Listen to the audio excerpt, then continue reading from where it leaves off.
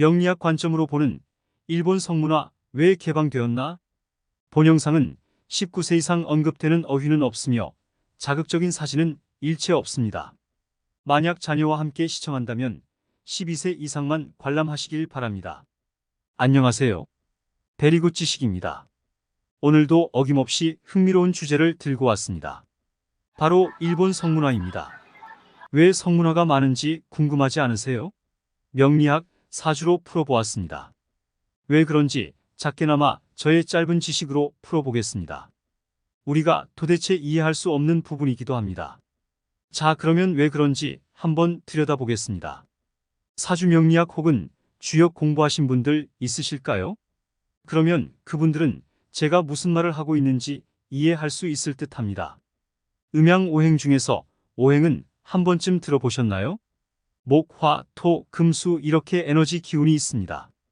이것이 각 개인에게 적용이 되지 않습니까? 이건 사람뿐만 아니라 더 넓게 국가에서도 적용이 될 수 있습니다. 일단 한국은 무슨 기운을 가지고 있을까요? 목화 기운이 많이 있습니다. 그래서 우리나라 사람들의 특징을 잘 보고 있으면 무엇인가 열심히 하려고 시도하려는 경향이 매우 높습니다. 대표적으로 MP3를 우리나라가 처음 개발했지만 결국에 나중에 특허권은 다른 나라에 팔지 않았습니까? 처음에는 추진력은 좋으나 뒷마무리가 흐지부지 되는 경향이 있기도 합니다. 주변에 산으로 둘러싸여진 곳에 살고 있으니 그런 것도 무시할 수 없는 부분입니다. 자, 그러면 바로 옆 나라 중국은 토의 기운을 가장 많이 가지고 있는 나라입니다. 토의 기운이 많이 가지고 있다는 것은 그만큼 정착하려고 하는 성질이 있습니다.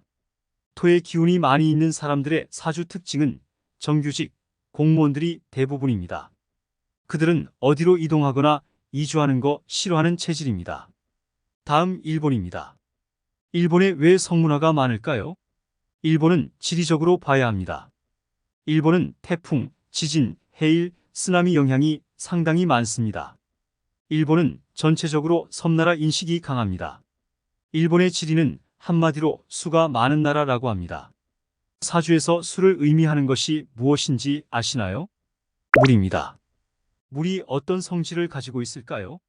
우리의 생명은 70% 이상이 수분으로 가득 차 있지 않습니까? 근데 사주에 물이 많으면 어떻게 될까요? 사주에서 수는 진지하고 이성적으로 날카롭고 예리합니다. 이성 판단을 가장 잘하는 분들의 대부분 물 기운이 많습니다. 사주에 물이 많은 사람들은 대부분 이렇습니다. 1. 술을 잘 마신다. 즉, 이 말은 물혹은 술을 잘 흡수한다는 것을 의미한다. 2. 여성이 사주에 물이 많으면 이성에게 인기가 많다. 3. 지구력, 인내심, 이성 판단을 상당히 잘한다. 4. 정보 습득이나 이해력, 조직 생활을 상당히 잘하는 편이다. 대표적으로 김연아 선수를 보면 알 수 있습니다. 물이 많으신 사주분들은 성에 대해서도 되게 개방적입니다. 그래서 여자 사주에 물이 많으면 성에 큰 관심을 가지게 됩니다. 특히 위에서도 언급했듯이 여성이 사주에 물이 많으면 이성에게 인기를 꽤 얻습니다. 그만큼 사랑에 접근할 가능성이 다른 이보다 높기 때문입니다. 일본에서는 수의 기운이 많이 있기 때문에 그렇게 본다면 일본의 성문화 개방은 당연한 것이라고 볼 수도 있습니다. 또한 일본의 의상에서도 그대로 드러납니다.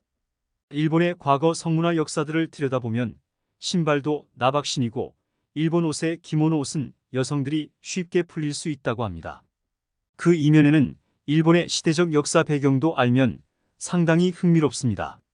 일본은 헤이안 시대 전부터는 기존의 귀족 정치였다가 무사 정치로 바뀌게 되면서 대부분의 남자들은 전쟁에 나가게 됩니다. 우리가 알고 있는 사무라이 정신은 바로 의무 책임입니다. 대부분 남자들 대결에서 무조건 진다면 죽거나 자결을 해야 되기 때문에 그것이 명예롭게 죽는 길이라고 합니다. 그렇게 남자들이 수가 점점 줄어들다 보니 자연스럽게 일본 여성들은 종식 번식을 위해서 외부로 나가게 됩니다. 그렇게 일본의 역사를 전반적으로 들여다보고 있으면 남자들은 항상 전쟁에 나가서 목숨을 잃고 사라집니다.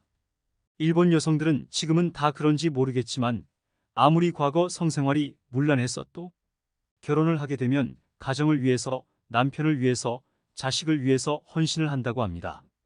사주 명리학 관점에서 보았을 때 물을 많이 가지고 있으면 그럴 가능성이 높다는 것입니다. 그리고 최종적으로 물을 가지고 있는 사주는 수렴, 응축하기도 합니다. 노자의 도덕경에 명언이 이렇게 나옵니다. 상선약수. 인생을 살아가는데 최고의 방법은 물처럼 사는 것이다. 위에 명언처럼 물처럼 포용하고 타자를 이해하려고 하고 무리 없이 자연스럽게 넘어가는 특징이 있기도 합니다. 성을 개방한 일본을 보고 변태적이다, 저질이다, 단편적으로 비판을 하기 이전에 그들의 역사와 과거를 들여다본다면, 혹은 이렇게 사주 명리학을 공부를 했다면 타자를 이해하는데 더 쉽게 이해를 할 수 있을 거라 생각이 듭니다. 그래서 그만큼 많은 공부가 필요하긴 합니다. 가장 무서운 적은 무지입니다. 그 무지를 깨는 것이 우리 삶에서 필요합니다. 그래서 나이가 들어도 지혜는 아무나 가질 수 없는 것 같습니다.